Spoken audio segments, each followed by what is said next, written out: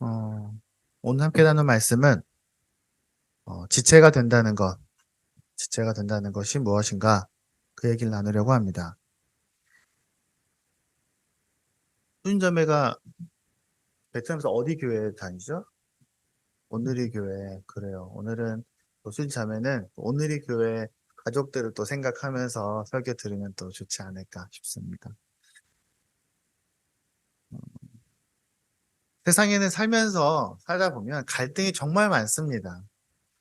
가정에도 많고요. 교회에도 많고 직장에도 많습니다. 어떻게 여러분은 지난 한 주 평안하셨습니까? 어떤 갈등이나 어려움이 있진 않으셨습니까? 물론 우리가 열심히 잘 지내려고 노력은 하죠. 사실 우리가 다 노력해요. 서로 평화롭게 살려고 노력합니다. 부부들도 애씁니다. 다만 마음대로 잘 안 될 뿐이지. 네. 굉장히 수고하지만 그래도 싸우죠. 가끔은. 뭐 그럴 수 있죠. 친구들도 그래요. 아마 외국에서 아마 우리 아이들도 그럴 텐데 학교에서 친구들끼리 서로 사실 기본적으로 다 조심해요. 서로의 감정을 건드리지 않으려고 서로를 배려하려고 우리 아이들도 다 노력합니다. 노력을 하지만 그래도 조금 걸리적거리는 친구들도 있고 갈등이 있을 수밖에 없어요. 음. 사실 갈등은 어떤 면에서 교통사고랑 비슷해요. 왜냐면 서로의 생각과 입장과 상황이 다 다른 거예요. 서로 다른 생각을 가지고 운전하고 있으니까 어떻게 하다 보면은 크게 부딪히기도 하고 작게 부딪히기도 합니다. 그래서 누가 그런 얘기 했습니다. 이 지구의 모든 자동차가 적어도 이 서울에 있는 모든 자동차가 자율주행이 되면 자율주행 뭔 줄 알죠? AI가 자동차를 운전하는 거예요. 그리고 그 자율주행하는 그 운전자들이 다 그 AI가 다 허브로 연결이 다 인터넷에 연결이 다 서로 되어 있으면 교통사고가 나지 않을 거 아니냐 이런 얘기를 합니다. 그럴 것 같으세요? 다 자동차 서로 알겠죠? 야, 저기서 자동차가 시속 몇 킬로로 오고 있어. 난 여기서 시속 몇 킬로 일로 가고 있어. 멈춰야 돼. 혹시 중간에 신호등이 없다 하더라도 아마 어, 사고가 안 날 겁니다. 네. 뭐 많이 줄어들겠죠. 사람들도 그렇습니다. 사실 우리가 모두가 다 똑같은 가치관, 똑같은 감정, 똑같은 입장, 똑같은 지식을 갖고 있다면 싸울 일이 없겠죠. 그럼 좋을까요? 아마 그러기는 힘들겠죠. 우리가 다 로봇가 되지 않는 이상, 우리가 다 머리가 다 챗 GPT로 바뀌어서 AI가 되지 않는 이상 그러긴 쉽지 않습니다. 사실 주님 모실 그날까지 어떤 공동체든 갈등이 있어요. 성경에도 그런 얘기들이 되게 많이 나옵니다. 내가 옳아, 내가 맞아. 그러면서 싸우거나 갈등하거나 이렇게 서로 그 어려워지는 관계들이 많이 나옵니다. 특별히 고린도전서 이 책은요. 그 바울이 갈등에 대한 이야기만 가득히 써놓은 책입니다. 이 고린도 교회가 기본적으로 고린도 교회가 바울에게 편지에 쓴 거예요. 우리 바울님, 우리에게 이런 어려움들이 많아요. 그리고 막 소문도 들었어요. 바울이 자기가 개척한 교회인데, 자기 사랑하는 교회인데, 이 교회는 이런 문제들이 많아. 그 얘기를 듣고 바울이 그거에 대해서 편지로 쭉 써준 겁니다. 그게 고린도전서입니다.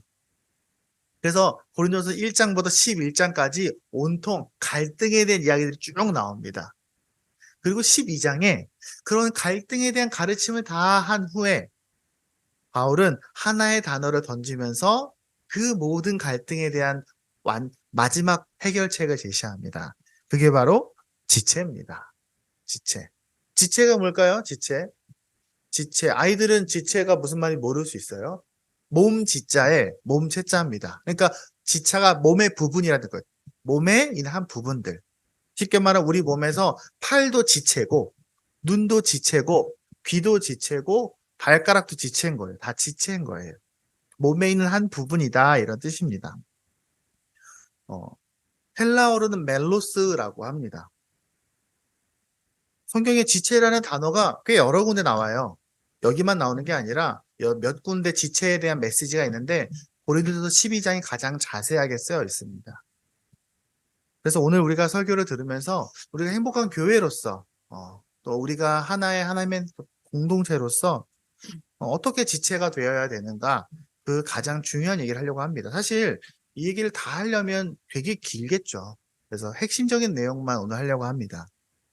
근데 지금 이야기가 어디서 나왔냐? 지금 지체 얘기가 왜 나오냐? 그게 중요합니다. 우리가 성경이나 어떤 내용을 이해할 때 그 단어가 나오는 구절, 그 부분만 읽으면 안 됩니다. 그러면은 그 성경의 그 말씀을 정확하게 이해할 수가 없어요. 우리가 신데렐라를 읽을 때에도 신데렐라가 공주가 되는 장면만 읽으면 야, 신데렐라는 엄청 편하게 재밌게 살았구만 이렇게 끝날 수 있잖아요. 근데 사실 앞 얘기를 알아야 돼. 그렇죠? 그래야 우리가 신데렐라가 잘 알 수 있는 것처럼 성경도 마찬가지입니다. 맥락을 이해해야 돼요. 그래서 이 지체 얘기가 어디서 나왔냐 이걸 알아야 됩니다. 1절부터 11절까지 제가 뭐라 했습니까? 11장까지 갈등에 대한 얘기가 많았다 이런 얘기를 했습니다. 그러니까 갈등이 그 교회 안에 나는 맞아 너는 틀렸어 내가 더 정확해 내가 더 옳아 너가 잘 모르는 거야 이러면서 교회 안에서 엄청 싸운 거예요. 그래서 뭐 이런 얘기 있습니다. 편가르지 마라 이런 얘기가 앞에 나오고요. 그리고 누가 더 똑똑하냐 내가 더 공부 잘했어. 내가 더 열심히 살았어. 이러면서 서로 내가 더 똑똑하다고 싸우기도 하고 누가 더 착하냐. 내가 더 착해. 쟤는 저런 잘못을 했지. 저렇게 잘못했으면은 어떤 처벌을 벌여야 되냐. 야, 쟤는 내쫓아. 아니 그렇게까지는 하지 마라. 뭐 이러면서 계속 갈등이 많고요. 또 믿는 사람들끼리 소송도 했습니다. 아마 재정적인 문제일 수도 있어요.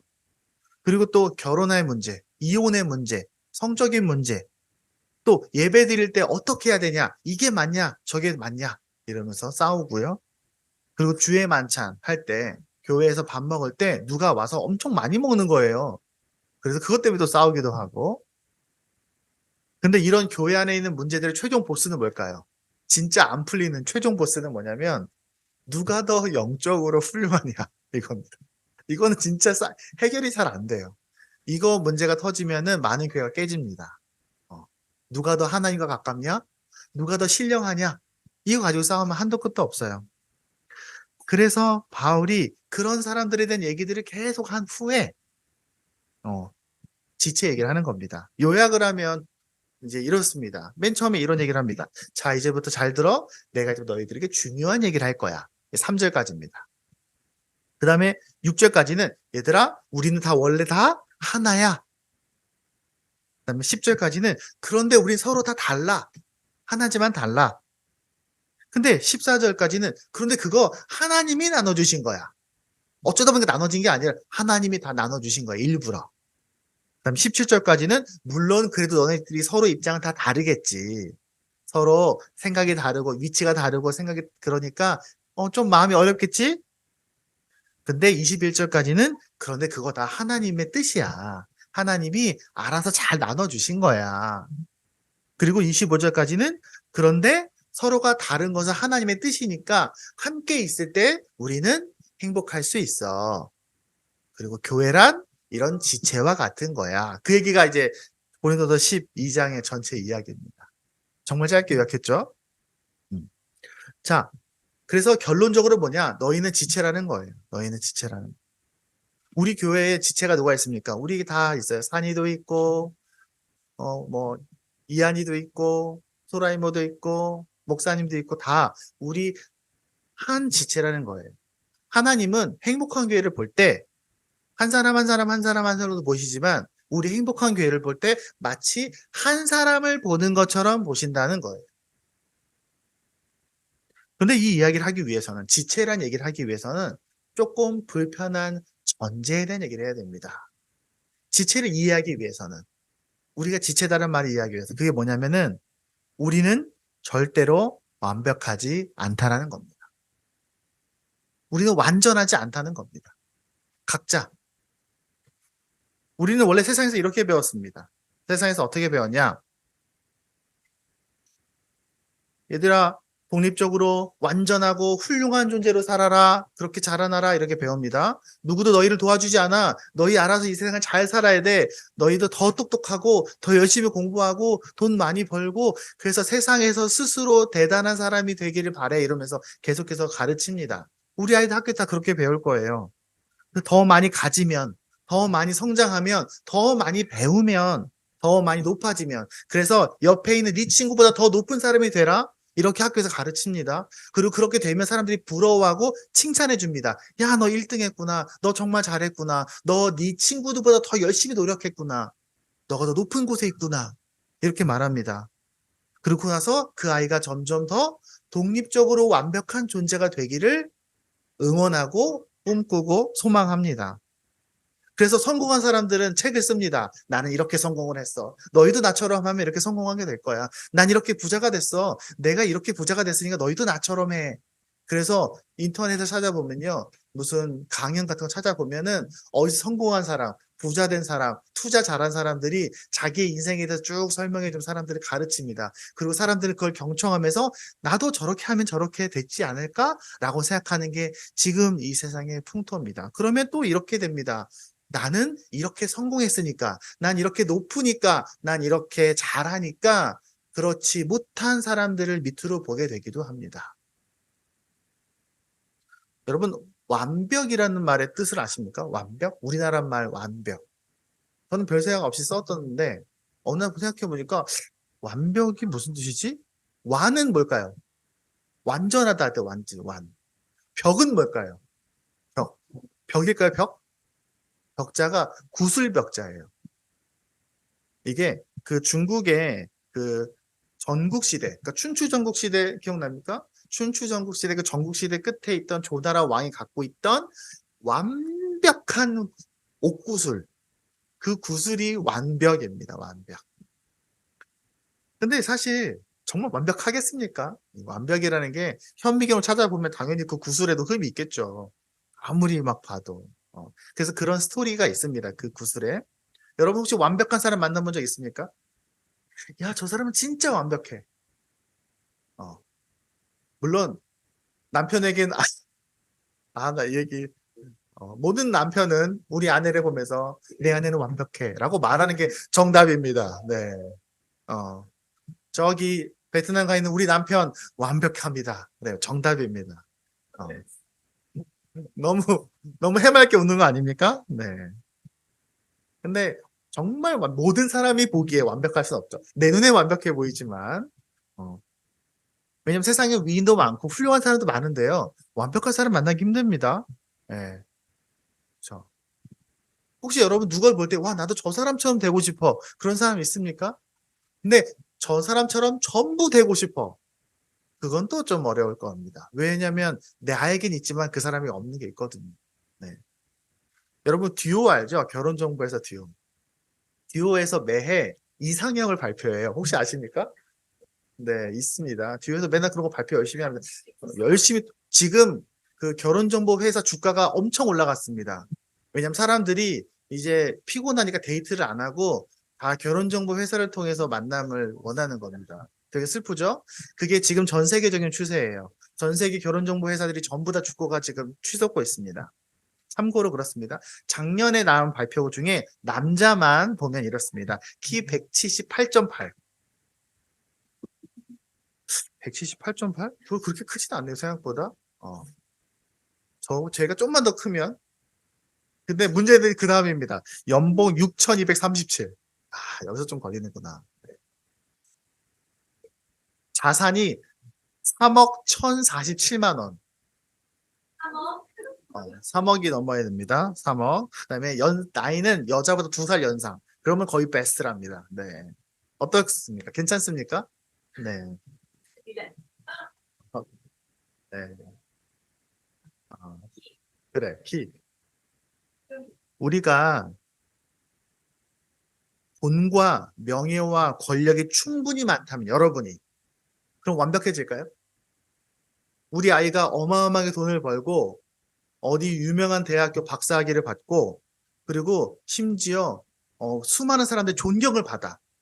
그러면은 우리 아들은 완벽해, 우리 딸은 완벽해라고 말할 수 있을까요? 혹시 그런데 엄청 착해, 굉장히 선해, 지혜로워, 너무너무 지혜로워. 그래서 사람들이 막 물어보면 다 대답해 줄 수 있을 만큼 너무너무 지혜롭고 성품도 훌륭해. 그럼 완벽하다고 할 수 있을까요? 심지어 그런데 성경도 달달달 외워. 기도도 엄청 열심히 해. 설교도 할 줄 알아. 막 하나님께 막 너무 말씀과 영적인 그런 충만해. 그럼 정말 완벽해 보이죠? 그런데 외모도 멋있어. 키 178.8에 얼굴도 원빈이고 어, 애들이 원빈 몰라요? 그러면 어떻게 해야 되지? 아, 그렇구나. 죄송합니다. 송중기는 아나? 아무튼 그래. 엄청 잘생긴 사람. 그래. 그래, 그래. 그러면 완벽해질 수 있을까요? 어. 자, 아니, 게다가 성경은 우리를 누구의 형상을 따라 만들었어요? 하나님 형상을 따라 만들었어요. 그럼 우리 완벽해야 되는 거 아닙니까? 완벽해질 수 있는 거 아닙니까? 아니, 왜 하나님은 사람들을 다 완벽하게 안 만드셨대요? 하나님 완벽하신데, 완벽한 분이 완벽하지 않은 걸 만든 거예요. 이상하지 않습니까? 여러분은 어떻습니까? 여러분은 충분히 성장하면 이렇게 돈 많이 벌고 외모도 아름다워지고 키도 크고 건강해지고 똑똑해지고 지혜롭고 성경 많이 읽으면 완전한 존재로 나갈 수 있을까요? 그렇다면 혹시 내가 충분히 성장해. 내 아내가 충분히 성장해. 그러면 나랑 아내랑 똑같은 생각을 할까요? 혹시 제가 굉장히 영적으로 성숙하고 대응력이 영적으로 성숙하면서 최고가 되고 최고가 되면 같은 생각을 할까요? 문제는요. 그렇게 될 수 없다라는 것이 문제가 아니라 사람은 다 그렇게 되기를 원하고 그렇게 될 경우엔 사람에겐 절대 풀리지 않는 숙제가 뭡니까? 인간에는 죄성이 있다는 거예요. 그래서 사람은 죄성이 있어 내가 완벽해질수록 다른 덜 완벽한 사람을 발 아래에 두게 됩니다. 그게 사람이에요. 그래서 인간의 죄성은요, 내가 다른 사람보다 더 훌륭하고, 더 지혜롭고, 더 똑똑해, 내가 더 높은 사람이야, 라고 생각하게 돼요. 내가 더 완벽하니까 나는 맞고, 넌 틀린 거야. 그래서 사람들이 갑질을 하는 겁니다. 그래서 높은 집 위에 올라가면 사실 어려워요. 그거 막기가 힘들어요. 혹시 여러분 제가 어떻게 하다 보니까 한 성도가 우리 교회가 10,000명쯤 됐어. 우리 교회가 거대한 건축을 해서 큰 교회 목사님이야. 그러면 제가 지금과 같은 마음을 가질 수 있을까요? 저는 자신 없어요. 사람이라는 게 그래요. 나는 100점 중에 90점짜리고 너는 80점이니까 내가 더 똑똑한 거야. 세상은 사람들을 한 줄로 세우기 원합니다. 그게 좋으니까. 욕망은 모두가 다 소중해라고 말하지 않아요. 세상은 여러분 잘 생각해야 돼요. 세상은 계속해서 우리 아이들이 그렇게 가르칠 거예요. 너가 더 높은 곳에 올라가. 그리고 높은 곳에 있는 사람을 보면서 부러워해라고 가르칠 거예요. 그게 그래야 돈이 되니까. 우리 아이들은 평생 그 시스템 안에 살게 될 겁니다. 거기서 다른 생각을 하는 거 쉽지 않습니다. 아이들은 학교 점수가 높으니까 너는 더 훌륭해 라고 말하는 소리를 들으면 잘 거고요. 너는 더 예쁘니까, 너는 더 건강하니까, 너는 더 부자니까, 너는 더 나은 인종이니까 이런 얘기까지 들 수 있습니다. 그런데 하나님 볼 때는 어떨까요? 하나님 볼 때에도 우리를 훌륭한 사람과 덜 훌륭한 사람으로 한 줄 쭉 세우실 수 있을까요?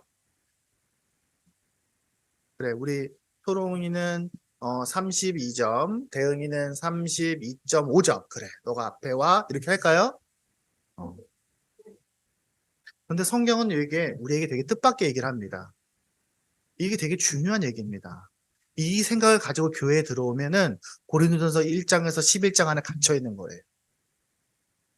그런데 한번 말씀을 읽어보겠습니다. 11절 12절입니다. 시작.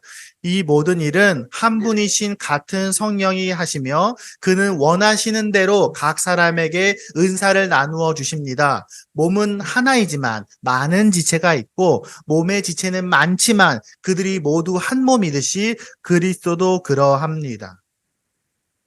하나님이 다르게 만들었다는 겁니다. 문제는 뭐냐면 다르게 만들면 완전해질 수가 없어요. 빨간색과 파란색은 완전한 색이 될 수 없잖아요. 우리가 이 말씀의 근거가 바로 이것입니다. 이게 그리고 하나님의 뜻이라고 말합니다. 내가 너희를 다 다르게 만들었어. 이게 내 뜻이야. 하나님은 우리를 줄 세우시지 않습니다. 각자의 훌륭함이 있는 거예요. 그러니까 나는 맞고 너는 틀려. 그런 일도 있지만 많은 일들은 나도 맞고 너도 맞아. 나도 소중하고 너도 소중해가 되는 겁니다. 근데 이게 어떻게 보면 맞는 말이에요. 우리가 MBTI 얘기를 가끔 하잖아요. 우리 애들도 요즘에 MBTI 잘 아니까. 여러분, 외향적인 사람과 내향적인 사람 누가 더 훌륭합니까? 사실 세상 사람들은요, 외향적인 사람을 좀 더 훌륭하다고 말하고 싶어 하는 것 같아요. 왜? 이런 사람들이 되게 활동적이고 성공할 확률이 높아요. 실제로 그렇습니다. 그래서 뭐 MBTI 전체 16개 보 중에 누가 더 제일 돈을 많이 벌 것인가? 누가 더 높은 자리에 올라갈 것인가? 하면서 막 어디 막 누가 쓸데없는 얘기를 해놓고 했습니다. 여러분 사고형도 있고요. 감정형도 있습니다. 누가 더 훌륭합니까?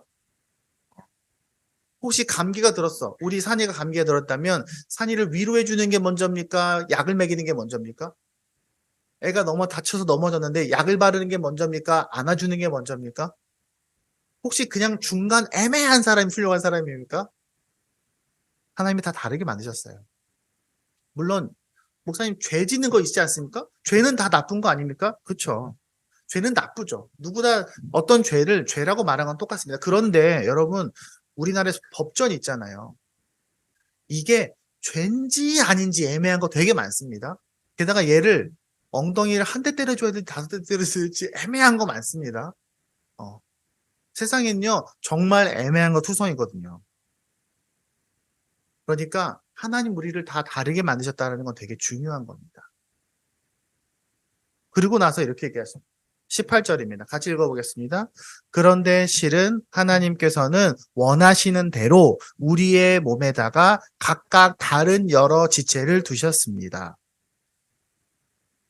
이 말씀이 되게 우리한테 불편할 수 있어요. 왜냐하면 아까 얘기했던 것처럼 우리가 아무리 성장하고요. 우리가 아무리 성경을 많이 알고 우리가 아무리 많이 가지고 우리가 아무리 훌륭해 보인 사람이 되더라도 우리는 인간의 정점에 이르를 수는 없다는 겁니다. 처음부터 하나님은 남자와 여자로 구분하셨어요. 그러니까 우리는 이미 태어날 때부터 완전한 존재가 될 수 없어요. 사람은 자웅동체가 아니니까.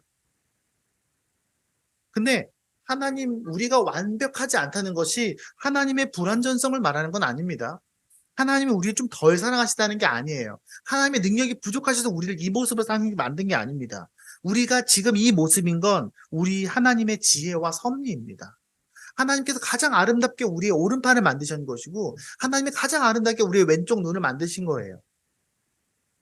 그러면 하나님은요. 하나님 완벽하신 분 아닙니까? 물론 하나님 완벽하시죠. 근데 여러분 아십니까? 하나님도 성부, 성자, 성령 하나님이 함께 하시면서 서로 하나가 되어가는 과정을 우리에게 모범으로 보여주셨습니다. 물론 아이들에게 조금 어려운 말일 수 있지만 하나님도 우리에게 그렇게 보여주셨습니다. 그러니까 완전한 인간은 없다는 것이고 그것이 하나님의 복이라는 겁니다. 우리가 다 똑같지 않다는 것. 계속 읽어보겠습니다. 17절입니다. 시작. 온몸이 다 눈이라면 어떻게 듣겠습니까? 또 온몸이 다 귀라면 어떻게 냄새를 맡겠습니까? 이 말 무슨 말이냐면 눈이 아무리 좋아도 들을 수 없다는 거예요. 야, 너 눈 정말 예쁘다. 너 정말 시력 좋구나. 우리가 정말 예쁜 눈을 가졌다고 해봅시다. 에메랄드빛 눈동자를 가진 사람이 있다고 해봅시다. 눈도 너무 막 2.0이야, 시력이. 근데 이 눈이 소리를 듣는다면 얼마나 무섭겠습니까? 내 귀가 너무 예쁘게 생겼어. 정말 너 귀 예쁘게 생겼다. 정말 너무너무 예쁘게 생긴 귀가 있다고 해봅시다. 근데 그 귀가 음식 맛을 알게 된다면 얼마나 무섭겠습니까? 우리는 그걸 뭐라고 하죠? 귀에 음식 맞는 혀가 입에 있는 세포가 귀에 있다면 그걸 우리는 뭐라고 부릅니까? 그걸 암이라고 부르는 거예요. 암이 다른 게 아니에요. 원래 있어야 할 그 자리에 다른 세포가 있으면 그게 암이 되는 겁니다. 여러분, 저는 아무리 성장해도, 제가 아무리 훌륭해져도, 아무리 공부를 열심히 하고, 심지어 운동 열심히 해서 몸짱 목사님이 되더라도, 저는 이현충이 되는 거지, 완전한 인간이 되는 게 아닙니다. 하나님이 이현충을 만드시고, 하나님이 저에게 원하시는 모습이 있겠죠. 제가 열심히 성장하고, 잘 성숙해서 더 훌륭해질 수 있죠. 근데 그 훌륭한 저는 훌륭한 이현충이지, 훌륭한 인간은 아닙니다. 이혜진 아내도 마찬가지입니다. 아내가 아무리 훌륭해져도, 아무리 아름답고 미모가 예뻐져도 이혜진으로서 아름다워지는 것이지 이현충보다 높이 올라가는 건 아니라는 겁니다. 네. 여러분도 마찬가지예요. 우리가 뭐 우연히를 볼 때 우연아 정말 최고의 우연이가 되라 라고 말해줘야 되지, 우연아 세상에서 제일 높이 있는 존재가 되라 라고 말하는 건 하나님의 뜻이 아니라는 거예요. 우리 아이들 그렇게 가르쳐야 됩니다. 오롯이 너로 살기를, 하지만 더 하나님과 더 친밀한 너로 살기를, 정말 너로 살기를 그렇게 가르쳐야 됩니다. 그래야 다른 사람들을 깔보거나 혹여라도 내가 남보다 더 훌륭한 사람이야 라고 생각하지 않게 됩니다. 그거야말로 성경적이지 않은 가장 큰 착각입니다. 계속 읽어보겠습니다. 21절입니다. 시작. 그러므로 눈이 손에게 말하기를 너는 내게 쓸데가 없다 할 수가 없고, 머리가 발에게 말하기를 너는 내게 쓸데가 없다 할 수 없습니다. 그뿐 아니라 몸의 지체 가운데서 비교적 더 약하게 보이는 지체들이 오히려 더 욕이 납니다. 우리는 함께 할 때에 완전해지는 겁니다. 우리가 함께 있을 때 우리가 서로의 거룩함을 인정하고 서로가 다름을 받아들이고 각자의 자리에서 성장할 때 우리는 함께 하나님의 나라를 경험할 수 있습니다. 여러분, 마치 텐트가 세워질 때, 텐트를 한번 생각해 봅시다. 텐트가 세워질 때 기둥이 12개가 있다고 생각해 봅시다. 이 12개의 기둥이 서로 내가 가운데의 핵심 기둥이 되겠어라고 싸운다면 텐트가 세워질 수 있습니까? 없어요. 하지만 각 기둥이 각자의 자리에서 온전히 자기 자신이 될 때 가장 튼튼한 텐트가 될 수 있습니다. 혹시 하나가 기둥이 넘어지면요, 옆에 있는 기둥도 잘 서 있다가 같이 휘청합니다. 하지만 하나의 기둥이 정말 튼튼하게 잘 세워져 있다면 혹시 옆에 있는 기둥이 휘청하더라도 잡을 수 있습니다. 옆에 있는 기둥 때문에. 우리가 함께 한다는 것이 얼마나 큰 축복인지 모릅니다. 우리 지난주에 우리 교회 캠프 갔다 오면서 정말 하나님께서 우리를 정말로 하나로 묶으신 것이 얼마나 아름다운지. 그리고 우리에게 마지막입니다. 함께 읽어보겠습니다. 한 지체가 고통을 당하면 모든 지체가 함께 고통을 당합니다. 한 지체가 영광을 받으면 모든 지체가 함께 기뻐합니다. 여러분은 그리스도의 몸이요 따로따로는 지체들입니다. 우리가 살면서 절대로 혼자 할 수 없는 게 있는데 그게 바로 가정이고 교회입니다. 제가 아무리 훌륭해져도 저는 아름다운 행복한 가정이 될 수 없습니다. 제가 아무리 훌륭해져도 저 혼자서는 절대로 행복한 교회가 될 수 없어요. 우리 여기서 한 명이라도 빠지면 행복한 교회가 될 수 없어요. 우리가 이렇게 구성이 된 건요, 하나님의 뜻입니다. 한 사람도 하나님의 뜻이 아닌데 들어오고 나감이 없습니다. 이게 다 하나님께서 우리를 하나의 그림처럼 퍼즐을 맞추신 거예요. 하나의 아름다운 그림으로. 그래서 우리가 서로 다름을 발견하게 될 때 기뻐하는 겁니다. 아, 하나님의 지혜구나. 그래서 우리는 믿어야 됩니다. 우리가 교회를 다니면서 서로를 볼 때 이렇게 말해줘야 돼요. 당신은 나에게 하나님께서 허락하신 최고의 지체입니다. 팔이 말하는 거예요, 다리에게. 야, 너 정말 멋지다. 너가 있어서 내가 얼마나 행복한지 몰라. 눈이 코에게 말하는 겁니다. 야, 정말 너가 없었으면 내가 어쩔 뻔했니. 우리가 서로에게 그렇게 말해줘야 됩니다. 너가 나에게 최고의 지체다. 나에게 최고의 동무한 자다. 나는 너와 함께 평생 하나의 지체가 되어 가겠다. 라고 우리가 서로를 위해서 헌신하는 마음을 가져야 됩니다. 그게 복입니다. 그러므로 우리가 서로에게 믿고 의지해야 됩니다. 저는요, 목사지만 여러분을 의지합니다. 여러분에게 대단히 의존적입니다. 왜냐하면 저 혼자 있으면요, 이현충 행복한 교회도 될 수 없을 뿐만 아니라 목사도 아니에요, 사실은요. 아니, 교회가 있어야 목사지. 제가 우리 행복한 교회 밖으로 나가면요, 저 목사 아닙니다. 그게 사실은 침례교 정신이에요. 목사는 누가 세웁니까? 교회가 세우는 거거든요. 저는 여러분에게 지극히 의존적이고 그게 하나님의 뜻입니다. 말씀 맺겠습니다. 세상에는 공동체가 많아요. 여러분 다 공동체에 각각 살죠? 각자 자기의 목적과 이유를 따라서 관계를 맺고 살아갑니다. 여러분에게 교회는 어떤 곳입니까? 오늘 이런 얘기를 했어요. 우리가 독립적으로 완벽한 존재가 되는 것이 하나님의 뜻이 아니라 우리를 하나님의 뜻 안에서 하나가 되고 우리가 선한 뜻 가운데 하나님이 우리를 다르게 만드셨는데 우리가 그 하나님의 그 거룩한 퍼즐 안에서 하나가 되어갈 때 우리가 행복해진다. 그리고 우리가 하나가 되어간다. 사실 지금 우리 교회가 서로 너무 잘 알고 너무 친하고 서로 믿고 신뢰하고 하기 때문에 지금 너무 좋죠. 하지만 또 우리가 어느 날 전혀 다른 스타일의 뜻밖의 사람이 우리 교회 멤버가 될 수도 있고 또 뭐 상황이 바뀌면 많은 변화가 있을 수 있죠. 그때 우리가 꼭 기억하기 바랍니다. 그래, 하나님은 우리를 최고의 그립으로 만드셨어. 내가 우리 교회에서 또한 어떤 존재인가? 우리 서로는 우리에게 어떤 의미인가를 생각하길 바랍니다.